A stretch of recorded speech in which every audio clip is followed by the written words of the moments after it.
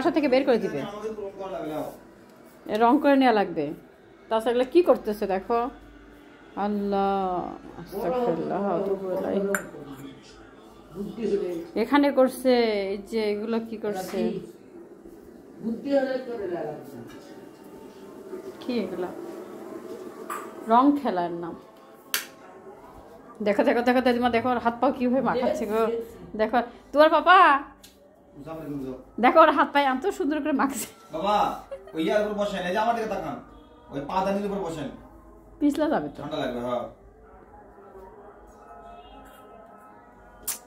আল্লাহ পাক, কিছু বলার নেই। তোমাকে যদি আমি এখন পিট্টি দিই, পিট্টি দিব না, যেও না, পাপার কাছে যেও না। তাও ওখানে এখানে আসেন না, ওখানে বসেন, ওই লাল ওটার উপর বসেন।